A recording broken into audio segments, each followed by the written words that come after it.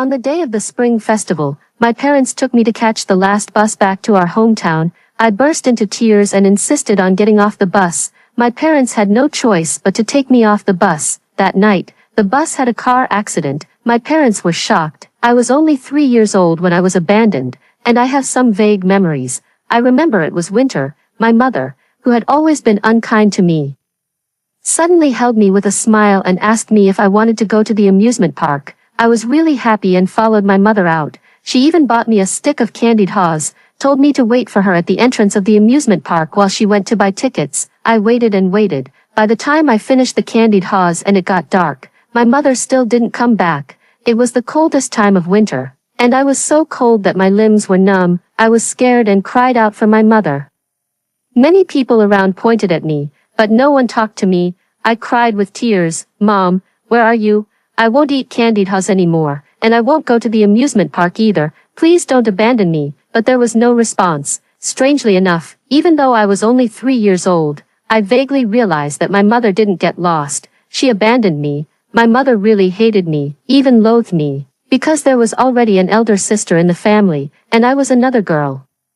My birth shattered my mother's dream of having a son. Since I was born, my mother treated me like an enemy, beating and scolding me frequently and often not allowing me to eat. I was so helpless, standing on the street. I didn't know what to do. I almost never had the chance to go out, and I didn't know the way home at all. Just as I was crying my heart out, a woman wearing a cotton coat hurried up and squatted down to hug me. She took off her coat and wrapped it around me. The cotton coat still carried her body temperature, and it was really warm, with snot and tears all over my face. I leaned into her arms and whispered, "Auntie, my mom doesn't want me anymore." At that time, my adoptive mother thought I was just a child talking nonsense. Full of indignation, she took me to the police station. They found my biological mother through my name, and she took me to my biological mother's house. "Your child was lost. How can you, as a parent, just sit at home?" My adoptive mother was a bit angry when she saw my biological mother slowly coming to open the door. My biological mother's first reaction when she saw me was to frown tightly and scold my adoptive mother. "Mind your own business. What does it have to do with you?" From this sentence, my adoptive mother knew that she had deliberately abandoned me. She had a quarrel with my biological mother. My biological mother refused to take me back. In a fit of anger, she simply said, "If you don't want such a good child, I'll raise her." After saying that, she picked me up and left. However, she was only in her 20s at that time. She already had a biological son at home, and she was worried that my adoptive father wouldn't agree when she brought me back. My adoptive father was indeed shocked at first, but when he saw me, his heart softened. He pushed me to the stove and fed me hot water, saying, "How did such a little child get frostbitten hands? It's really pitiful." He lowered his head and thought for a long time. Finally, he sighed and said, "Since we've brought her back, we can't throw her away again. Let me figure out a way to register her for a household registration." Because my biological mother wanted a son, she didn't register my household registration in the 3 years since I was born, so my adoptive father emptied his savings and borrowed some money from my grandmother. After paying the fine, I was registered in the household register. My original name was Stephanie, my biological father's name was Charles, and my biological mother's name was Fiona. Then I got a new name, Anna, because my parents hoped that I would be safe. The process of integrating into the new family went smoothly, since they didn't have a daughter in this life, and all the grandchildren were boys. My grandparents unexpectedly liked me, especially my grandmother. She said my round face made me look lucky and doted on me a lot. My brother Kevin also cherished me. He had always wanted a sister, and even though he wasn't much older than me, he spoiled me like an adult. In the new home, I ate a drumstick for the first time, put on new clothes, and went to the amusement park. But the small town was really small. Even though my parents tried not to let me meet my biological parents, I still ran into them when I was 4 years old. It was New Year's Eve of the second year. My parents, my brother, and I were carrying a lot of things and were about to take a bus back to the countryside for the spring festival. At that time, the long-distance bus didn't go into the village. It stopped at the gathering point in the town, and we had to find our own way back to the village. Coincidentally, my adoptive parents and my biological parents bought tickets for the same bus. Fiona recognized me at a glance. She shrank to the side in disgust, as if there was something dirty on me. My adoptive mother also recognized Fiona. Her face darkened, and she sat aside with me in her arms. My adoptive father was on high alert, afraid that Fiona's family would take me back. Fiona couldn't help but sneer when she saw their nervous expressions. What's so precious about a girl? Look at how scared you are. Don't worry, I already have a son. If you like this jinx, you can keep her. As she spoke, she stroked her slightly swollen belly and smiled brightly. I was too young at that time and didn't remember her very well, and I didn't understand what she was saying. My adoptive mother's expression turned ugly. She was about to retort while holding me, but my brother was faster, like a young calf. He rushed towards Fiona in a fit of rage. My sister is not a jinx, you're a bad woman. My adoptive father quickly stopped him and glanced at Fiona, saying, we already have a son. We don't care, our Anna is fine, you'd better be careful. Don't give birth to a jinx. My adoptive father's words were really cutting. When Charles heard his beloved son being scolded, he stood up on the spot and wanted to pick a fight with my adoptive father. However, for no apparent reason, I suddenly felt uncomfortable and burst into tears. While crying, I said intermittently, Mom, I feel bad. I want to get off the bus. My adoptive mother was scared. She felt all over my body and asked, Anna, where does it hurt? Is it your stomach?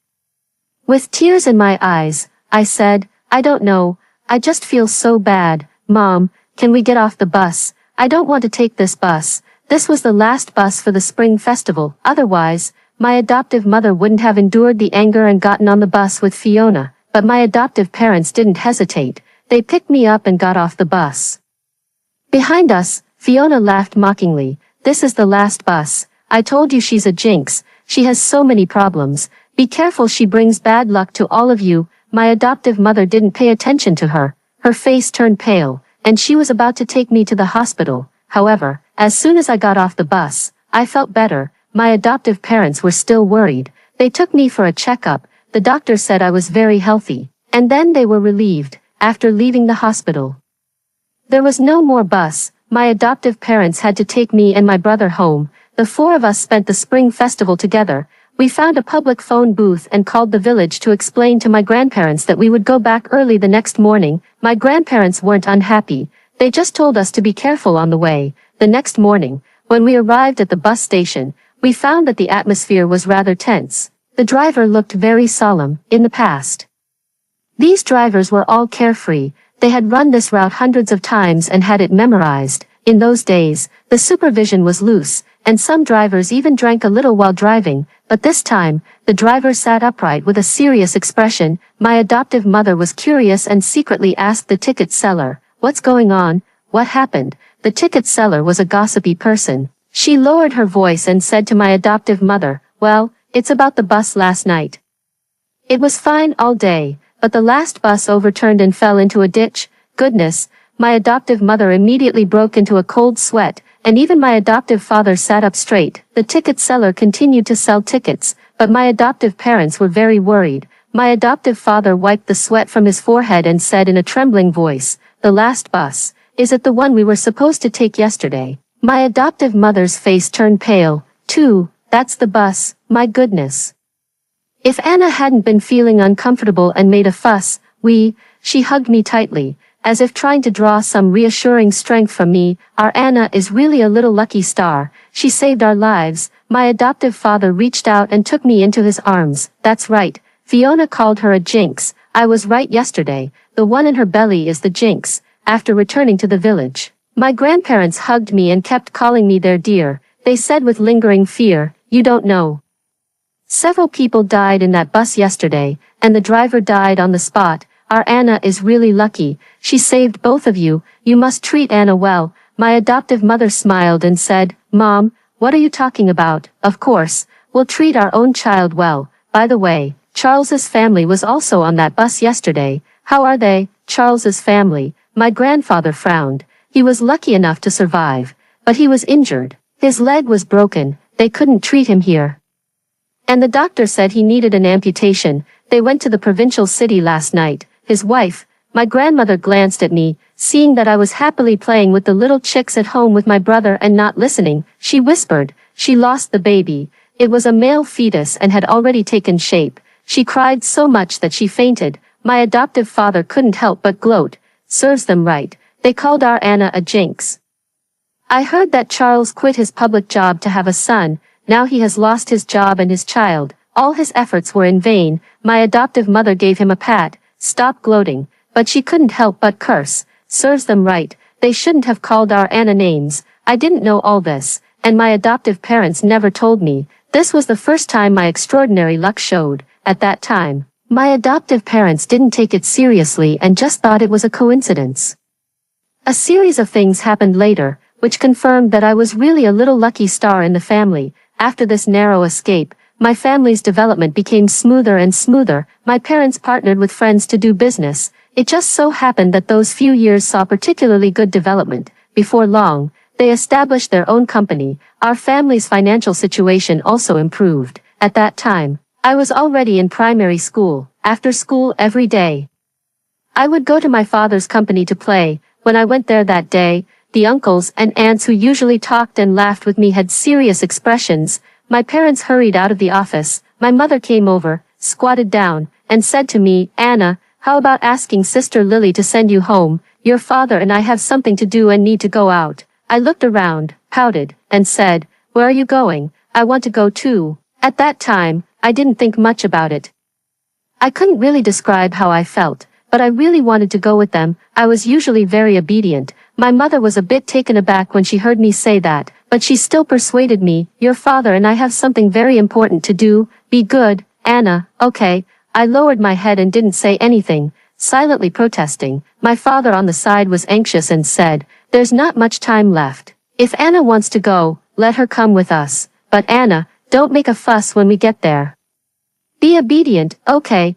I nodded and happily got in the car with them. Later, I found out that it was a crucial time for our family's business. My parents were going to negotiate an important deal. If they could close the deal, the company's scale would reach a new level. If they couldn't, the capital chain might not hold up. This order wasn't a matter of life and death, but it was still very important, which is why my parents were in such a hurry. We arrived at the entrance of a tall building.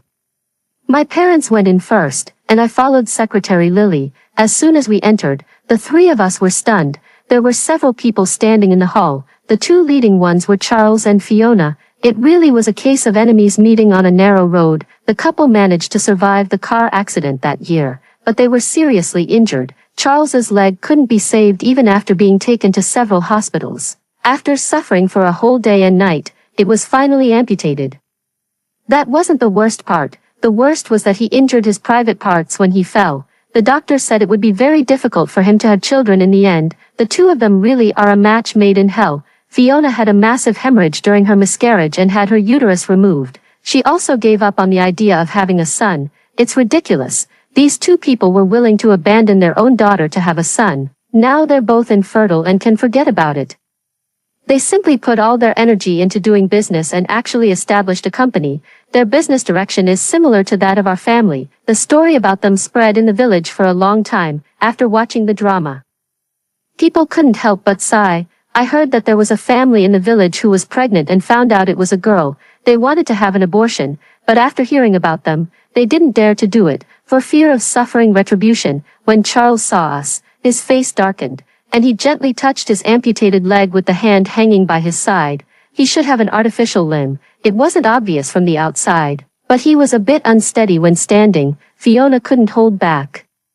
She stared at me with fire in her eyes, as if she wanted to strangle me. "You little troublemaker, you killed my son. Why don't you just die?" As she said that, she was about to come over, but my mother blocked her. My mother raised her eyebrows and said, "You've done so many heartless things and suffered retribution, but you're blaming my daughter. It seems you still haven't learned your lesson." New and old grudges welled up in Fiona's heart.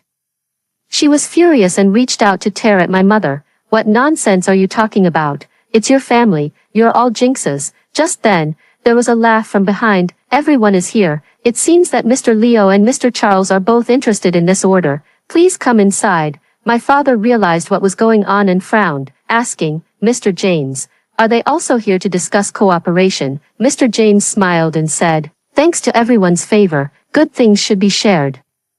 I turned my head to look at the man with a smile on his face and frowned slightly. The man in front of me was about 30 or 40 years old. He was wearing a neat black suit and a well-made overcoat. He was quite tall and looked very capable, but there was no trace of a smile in his eyes behind the rimless glasses. He looked like he was smiling on the surface but not in his heart, giving off a rather sinister feeling. My first reaction was that I didn't like him. But my father had told me to be obedient, so I obediently remained silent, merely tugging at the corner of my dad's coat. A group of people came to Mr. James' meeting room and sat down. As I was young and had little presence, they didn't kick me out and started talking right in front of me. You all know my reputation, Mr. James. If it weren't for the urgent need for money in our branch in the United States, I wouldn't have lowered the price like this. However, as for how to negotiate specifically, it depends on Mr. Charles and Mr. Leo. I understood that our family was competing with Charles's family for the same order. Mr. James called both of us here to make my father and Charles bid up the price. Charles gave my father a contemptuous look and said in a deep voice, "Mr. James, good things come at a price. I understand that. I'm willing to increase the price by 5%. My father's expression changed, and he immediately said, "I'll increase it by 8%. I looked at the man who was smiling like a fox. I felt uncomfortable for some reason and quietly asked Sister Lily beside me, "Sister, who is this person? I think he looks like a bad guy." Secretary Lily was startled. She quickly covered my mouth, looked around to make sure no one was paying attention to me, and then bent down to whisper in my ear, "This is Mr. James, a new upstart in our city. He just came here before the spring festival. His business is much bigger than ours. And he has a big company in the United States. Don't worry, he won't cheat us out of our money. He's done several deals with us before. The quality of his goods is very good, and he has a high reputation." I didn't fully understand what she said, but I knew she was praising Mr. James. However, I still didn't like him and even hated him a bit. I always felt that there was something indescribable in his eyes, as if he was a spectator looking at two clowns, with a sense of superiority and mockery. My father and Charles's bidding was already very intense. Mr. James simply let us take a break and discuss. After we left the room, my father and mother said anxiously, "His goods are really good. Even if we increase the price by 30%, we can still make a profit in the current market, and if we get this order, we can open up the market in the provincial city. Then we can go to the provincial city." My mother was a bit hesitant, "But that will empty our family's savings.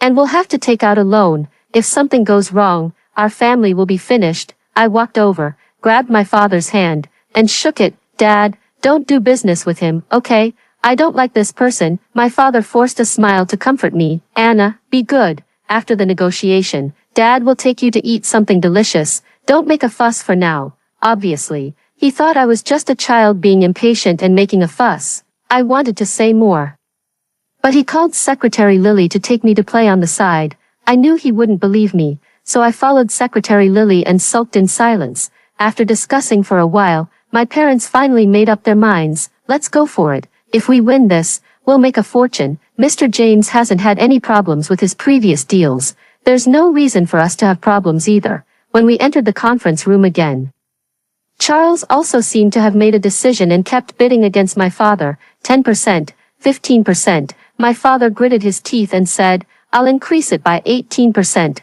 Charles sneered and chased after him, 20%. By then, our family's profit margin had been greatly compressed. My father's face turned pale. He glanced at my mother and then said resolutely, "I'll increase it by 25%. What do you think, Mr. James? This price is unprecedented." Mr. James held his chin with both hands and smiled without saying a word. 30%. Charles spoke up. He looked at my father expressionlessly, with a trace of hatred in his eyes. Obviously, what happened that year made him and Fiona hate our family. For such people, seeing others safe and sound is more unhappy than suffering misfortune themselves. They will blame everything they've endured on others and find an outlet for their anger. My father broke into a cold sweat on his forehead. He glanced at my mother and then was about to speak again. Just then, I spoke up. I frowned and said, "Dad, don't do business with this person. I hate him." My father's words caught in his throat, and he turned to look at me in shock. For a moment, the conference room was so quiet that you could hear a pin drop. Everyone's eyes were on me. "What are you talking about, Anna?" After the shock, my mother came to her senses, quickly ran over to cover my mouth, and apologized to Mr. James with a smile. "The child doesn't know any better. Please don't take it to heart." Fiona seized the opportunity and immediately laughed mockingly. "What kind of important occasion is this? your family's little, you dare to talk nonsense, don't you educate your child at all? This was an insult to my upbringing, Charles said. Yeah, Mr. Leo, children don't just talk nonsense. Did you say something in private that she heard? You're being a bit. He glanced at Mr. James and smiled. It's too disrespectful. These words were really cutting. The smile on Mr. James's face also faded. My father quickly explained, no, Mr. James, how could I? The child is just speaking without thinking. I'm not talking nonsense. I argued loudly. I really don't like him. Dad, don't be deceived by him. In business, the word deceive is a serious accusation. Mr. James's expression completely fell. He said coldly, since your daughter has spoken up, it's meaningless for me to force the issue, Mr. Charles. I'll give you this order. We'll sign the contract later, Mr. Leo. Since we have different paths, I won't see you out. After saying that, he stood up to see us off. No matter how my father explained, he wouldn't listen and simply signed the contract with Charles. After signing the contract, Charles looked at my father mockingly and said triumphantly, Mr. Leo, it's thanks to your good daughter, otherwise I wouldn't have this opportunity. Thank you. My father looked ashen-faced. Yeah, I told you before, this is a jinx. She only brings harm. You were so stubborn and kept this troublemaker at home. Now you're in trouble. Fiona finally had a chance to vent her anger and became more and more impolite. Mr. Leo, we'll accept this order. It's a pity. I'm afraid we won't have the chance to meet again when we go to the provincial city. Charles paused and smiled maliciously. I'm afraid your capital chain won't hold up. Lulay, you were lucky to survive that time. You'll suffer in the future. Fiona stared at me hatefully. This little brat will kill you all sooner or later. I'm waiting for that day. My parents didn't have the energy to argue anymore. They left with ugly expression. As soon as we went out, my mother couldn't help but scold me. Anna, what did I tell you before we came? You promised me to be good. I felt wronged. I wasn't being naughty. I really don't like him. My father sighed and tried to smooth things over. Forget it, Anna might not be wrong. When she said she wasn't feeling well that time, she saved our lives. But he couldn't continue. Mr. James has always had a good reputation and a large business. There shouldn't be any problems with this order no matter how you look at it. In the following few days, the atmosphere at home was rather gloomy. Because we didn't get that batch of goods, our market supply couldn't keep up. And our capital chain was on the verge of breaking. My parents begged everyone they knew and finally managed to get a loan, barely managing to hold on. On the other hand, the Charles family was in a happy mood. They even gave every employee a bonus. When we went back to the village, we clearly noticed that more and more people were flattering the Charles family. Some of Charles's relatives even deliberately came to make things difficult for our family and told us about the Charles family's company. We heard that their order was going smoothly, and that batch of goods had arrived at the port. It could enter the market as soon as it arrived in a few days. My parents were exhausted these days and looked much more haggard. Although I firmly believed in my judgment, I couldn't help but feel a bit guilty. When I went to the company and saw my father's eyes were full of bloodshot, I couldn't help but go over and whisper, Dad, did I do something wrong? My father didn't say anything. He squatted down and stroked my head. His expression was tired but full of love. It's okay, Anna, don't worry about family matters. But you have to listen to your parents in the future and don't do this again. Secretary Lily beside us shook her head and sighed. Mr. Leo, you should go and rest. You still have to negotiate business later. You haven't had a rest for several days because of getting that loan. The HR frowned. But Mr. Leo, we can't even pay the salaries next month. I'm afraid if this goes on, it's okay. My father waved his hand, his voice hoarse. I'll go to the bank again this afternoon. A living person won't be choked to death by urine. Just then, the door was suddenly pushed open, and the sales manager's face appeared outside. He looked anxious. Not even bothering to wipe the sweat off his head, he was out of breath from running in a hurry. My father was taken aback. What's going on? Then his expression changed. What's happened now? Is it the Charles family or the bank? The sales manager was panting so hard that he could barely speak clearly. It's the Charles family. My father stood up, his expression serious. What's wrong with the Charles family? Are they trying to trip us up? No, no. The sales manager waved his hands in a hurry. After catching his breath, his eyes shone with excitement. Mr. Leo, the young lady is amazing. That James is really a liar. The Charles family is looking for him now. They're going crazy. My father was shocked. For a moment, everyone was too stunned to speak. The sales manager finally stood up, wiped the sweat off his forehead, and said excitedly, "It's true. The batch of goods was supposed to arrive at the port last month. But James kept delaying. He said the process was underway one day and that there was a problem with the customs and we had to wait the next day." Charles kept waiting. "Guess what happened?" my father said anxiously. "Tell me quickly." The sales manager scratched his head sheepishly. "Well, that James ran away a few days ago." At first, Charles didn't know. Later, he went to his company to look for him, but the place was empty, and there was nothing left. Later, Charles asked someone to check that company in the United States. When they went to the tax bureau, they found out that it was just a shell company, registered specifically to deceive people. He kept changing places. He's long gone. He's a professional liar. I heard he's deceived people several times in the South, and his reputation is really bad. We in the North didn't know because we're so far away. That's why we almost fell for it. The HR was shocked. That order was worth more than 18 million. He emptied the Charles family's savings. How could they just let it go? What can they do? The sales manager winked. He's so unlucky. The liar and his company are both gone. He might have even reached the other side of the earth by now. Where can Charles find him? I heard that they can't even pay their employees' salaries now. The employees are going to the warehouse to take things as payment. It's all in chaos. The bank also came to ask for the loan. If they don't pay it back, the bank will mortgage their house. Other companies that they owe goods to also came to ask for the goods. The place is as crowded as a market. I almost got crushed. It turned out that he had gone to spy on the enemy. No wonder he was so tired. Several adults looked at each other, and they all saw the shock in each other's eyes. Just now, we were feeling bad about not getting that order. How could things take such a sudden turn? I think our young lady is really amazing. She could tell he was a liar at first sight. Anna, my father turned to me, his expression incredulous. How did you know he was a liar? I thought for a while. His eyes were hateful. He looked at you guys like you were fools. My father was speechless, but after a moment, he became happy. He waved his hand cheerfully. Come on, I'm happy today. I'll give everyone a day off, and we'll go and see the commotion. We drove all the way to the Charles family's company. When we got there, we realized that the sales manager wasn't lying. There were several groups of people blocking the door. There were bank staff in work uniforms, people yelling at Charles to pay back the money, and employees carrying things in and out. Charles's face was ashen. He was tired and kept explaining over and over again, "Everyone, we were scammed too. Give me some more time. Let me get some money back. I'll pay you back as soon as I have the money." Bullshit. A bald man with a face full of flesh spat. "You were scammed, but it's not our fault. That batch of goods was 30% cheaper than the market price. Even a fool could tell there was something wrong. Mr. Leo also went to see it. He didn't buy it. With your brain, you shouldn't be in business. You might as well take out the money now. We're all waiting to go home for the spring festival." "Yeah.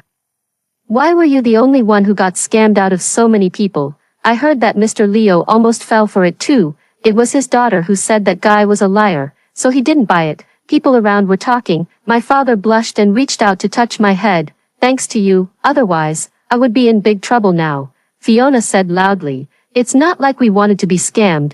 We don't have the money. If you have the ability, go and ask James for the money."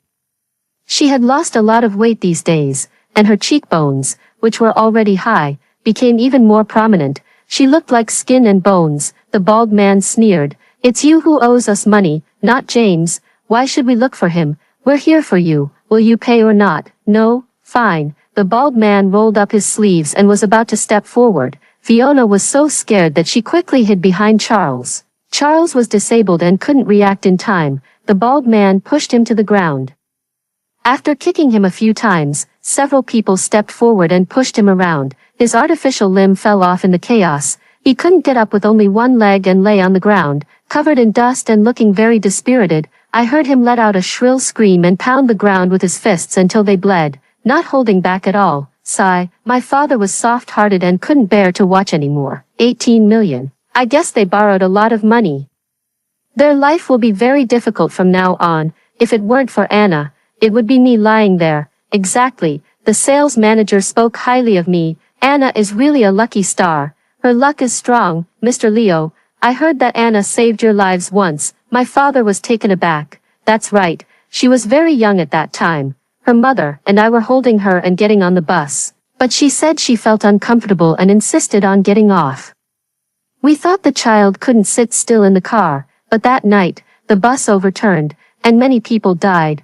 Charles lost his leg at that time. It had been so long, but he still felt scared when he talked about it. You're right, Anna is really our little lucky star. When we got home that night, I received an unusually grand treatment. My father vividly told my mother and my brother what had happened. My mother was first surprised, and then she hugged me and couldn't help but kiss me. My good daughter, you saved our family again. My goodness, that was more than 18 million. If we had fallen for it, we would have to live under a bridge now. Exactly, you didn't see what Charles looked like. My father clicked his tongue. It was really pitiful. My mother also sighed. My brother suddenly said coldly, their family looks like a jinx. They're bound to have bad luck sooner or later. He still held a grudge against Fiona for scolding me. After this incident, my parents started to attach great importance to my judgment. They would take me with them every time they negotiated a cooperation. I usually kept quiet, but whenever there was a problem, I would stop my father. Soon, our family's business became booming, and we even expanded to the provincial city. I don't know who spread what happened before. It spread in the village. Many people secretly made fun of the Charles family. Some people with bad relations even went to their house and deliberately taunted them. At first, they had a daughter with good luck, but they didn't want her and heartlessly threw her to others. Now, they can't have a son, and they've lost their good luck. Don't you think some people are really strange? They were born with bad luck. The child they had ended up bringing good luck to someone else's family, and they've suffered retribution. Two women were chatting and eating sunflower seeds at the door. Fiona couldn't stand it and rushed out with her hair in a mess, hysterically shouting, "You old shrew, what are you talking nonsense for? It's none of your business to gossip about our family's affairs. What are you so anxious about?" The woman said unhurriedly with a smile. "I wasn't talking about you. Why are you getting so worked up?" Fiona saw me passing by. She originally wanted to scold me, but she suddenly stopped. She didn't scold me as she used to. Instead, she looked at me with a complicated expression. I was a bit scared and quickly ran back. We thought the Charles family would calm down after these two incidents, but unexpectedly, the night before I started school, our whole family was sitting on the sofa watching TV. When we changed the channel, we suddenly saw Fiona. It was our local TV station, and the program was rather rustic. Our family didn't like to watch it. My mother suddenly sat up straight. Was that? Obviously, we all saw it. After looking at each other, we quickly tuned back. Fiona on the TV was crying hysterically, but there were no tears. "My child," she shouted loudly, "my child who was lost for 12 years. She's my biological daughter. She was abducted by others, and they refused to give her back. Why is my life so miserable?" Charles was also silent beside her, looking sad. The host felt sorry for them and introduced to the camera. Mary said that her child was abducted when she was 3. She just found her recently, but the people who abducted the child refused to give her back. They even instigated the child to say that we threw her away. What kind of tragedy caused this mother-daughter separation for so many years? Let's listen to what Mary has to say. Fiona couldn't wait to take the microphone. "When my daughter was 3, I took her to the amusement park. But when I went to buy a candied haw, the child was gone. I've been looking for her all these years, but I couldn't find her. A daughter is the flesh and blood of her mother. I couldn't eat or sleep well. I kept thinking about my child. She was so good at acting and crying that the host was touched. Only my parents were fuming with anger. Even my mother, who had good manners, couldn't help but curse. She's so shameless. How dare she say that, afraid that it would affect my mood." My parents held back their anger and asked my brother to take me back to my room and not watch this. Unexpectedly, when I was at school the next day, the teacher called me out. There were a lot of people in the office, and reporters from the local TV station were also there. As soon as Fiona saw me, she cried and rushed towards me. "My child, my daughter." I was taken aback and then dodged her in disgust. "I already have a mother. Stay away from me, look."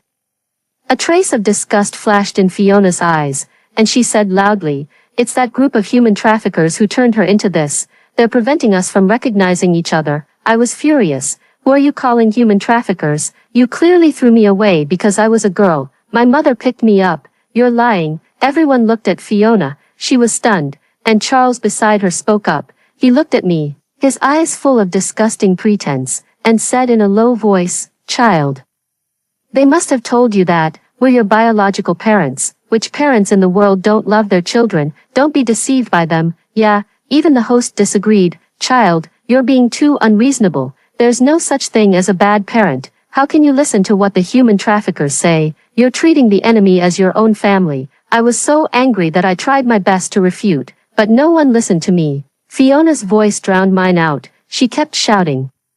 The office door wasn't closed, and many classmates outside were watching the scene, looking at her vulgar appearance and blushing face. I felt so ashamed. I was persuaded for a long time that day. No one believed me. I cried and went out feeling wronged. Secretary Lily, who came to pick me up, was so scared that she quickly sent me home. My parents were so angry when they heard what happened today that they were shaking. They never expected these two people to be so vicious that they would target a child like me. I don't know what means the Charles family used. The interview today was quickly spread in the news. The news spread all over our small city. It even spread online. Some busybodies posted the video on TikTok. Soon, it gained a lot of traffic and even made it to the trending list. The video was edited in a tricky way. The contrast between Fiona's crying and my indifference was very strong. They were described as poor parents who had lost their child, looking extremely pitiful. Netizens were furious and started scolding. Human traffickers deserve to die. They should be sentenced to death. Look at how this mother is crying. If my child was abducted for so long, my heart would be broken. The child is so heartless. She's so cold to her biological mother. It would be better not to have such a child. She must have been brainwashed. The human traffickers definitely said something bad about her biological parents to keep her. We tried to defend ourselves, but no one believed us, and the comments didn't even stir up the slightest wave. Our home phone number was leaked by someone we didn't know, and my parents received harassing phone calls and cursed text messages every day. The company's office phone was also constantly ringing off the hook. Many bosses who didn't know the truth terminated their cooperation with my father. This incident almost ruined our lives. At first, we thought that once the hype died down, things would get better, but it seemed that the Charles family had no intention of letting us go, and the hype kept getting more and more intense. They swaggered to our house and wanted to take me away. This is our child. You're the ones being shameless and stealing our child. Fiona laughed triumphantly. If you don't hand over the child, I'll make you lose everything and be disgraced. My father's face turned livid, and he couldn't help but curse. Bullshit. You were the ones who disliked Anna because she was a girl. Do you have any shame? Charles gave a sneer and lit a cigarette. Mr. Leo, it doesn't matter what you say now, but Anna is indeed our child. We wronged the child before. It doesn't matter. We can make up for it later. It's not right for you to keep someone else's child. Go to hell. My father said and was about to rush forward, but my mother stopped him. She pointed at Charles and cursed. Don't think I don't know what you're up to. If you want to take Anna away, you'll have to step over my dead body. Fine, you have guts. Charles gave her a thumbs up and spat on the ground. I'll see how you die. With all the spit from everyone, they can drown you. There were few newsworthy things in the small city, and the heat of this incident wouldn't subside. People started blocking the entrance of my father's company. Some brought wreaths, and some blocked the door, scolding everyone they saw. We approached the program team to clarify the situation, but the program team didn't want to give up the hype and kept evading us. We got an explanation video from an insider, but we were called liars and cursed to die a bad death. The initial program was so popular that everyone believed Fiona's words. Just when we were almost desperate, a video suddenly appeared online. It was a chat record between Fiona and Charles, and it seemed to be recorded by the surveillance camera in their house. In the video, Fiona and Charles were sitting on the sofa chatting. Fiona was filing her toenails and said impatiently, "This little brat really has some tricks. Guess what? I asked someone to do divination. She has an extremely good fortune. She can bring good luck to the family at home, and if she gets married, she can bring good luck to her husband. If she's alone, she can bring good luck to herself. Anyway, she has an extremely rare and good horoscope." What bad luck. She took the good horoscope that should have been my son's. She gritted her teeth in hatred. If we could still have children, how could she have a chance? Charles frowned. Enough. What's the use of saying these things now? The important thing is to figure out how to get her back. She's really strange. Why did you throw her away in the first place? It would have been better to keep her and get the betrothal gifts. This is even better. Fiona gave him a glare. We don't have to raise her. We can just take advantage of the situation, then we can make her serve us for the rest of her life to pay off the debt. This little brat doesn't even recognize her biological parents. She doesn't think about the fact that if it weren't for us, she wouldn't even be here. She's such an ungrateful wretch. Fine, Charles extinguished the cigarette, but I'll invite that host to dinner later. He's really greedy. He wants us to pay more money. Just wait, I'll report him after the program airs. The video had a clear picture, and the expressions on their faces were vivid. For a moment, this matter with so many twists and turns soared in popularity and even made it to the trending list. Hashtag abduction scam. Hashtag Fiona Charles. Hashtag liar couple.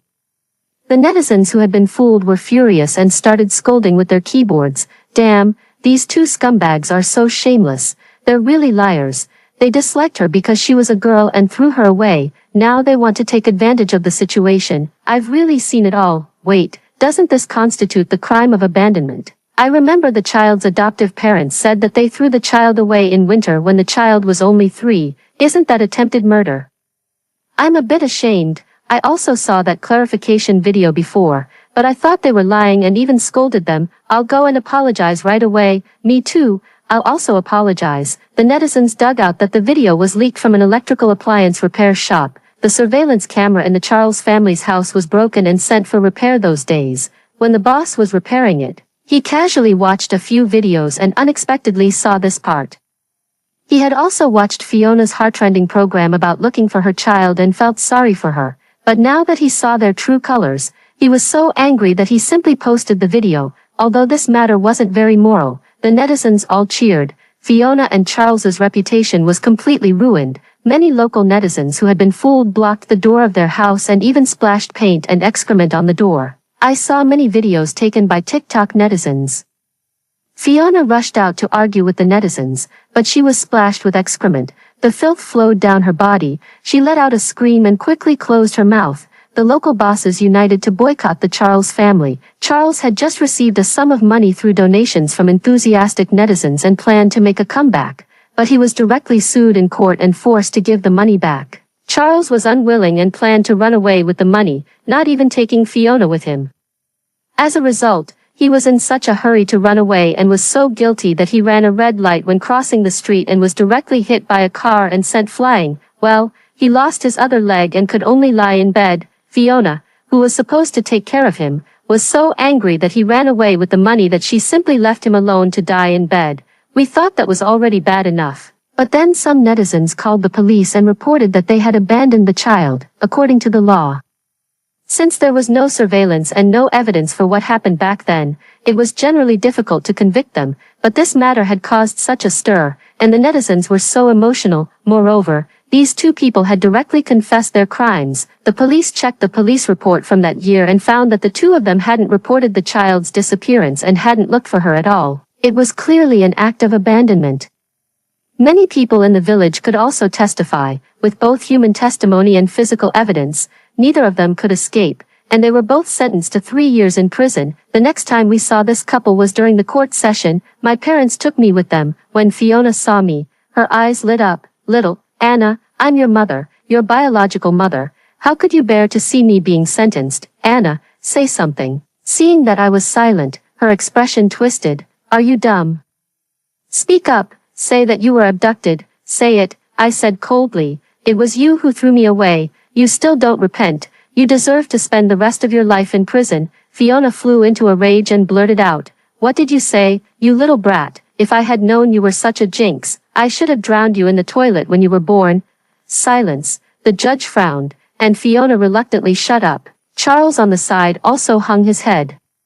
He had long lost the high spirits he had when he successfully negotiated the deal. His face was ashen, and his expression was gloomy. He looked up at me and wanted to say something, but in the end, he didn't say anything. Probably he knew it was useless to say anything. When we got home, my parents seemed worried about my mood and kept trying to make me happy. Let's go to the aquarium, and then we can go eat something delicious. Okay, I smiled brightly. Okay, after a while. My mother looked at my face cautiously and asked, Anna, what do you think? Is Mom good? Maybe it was because so many things had happened these days.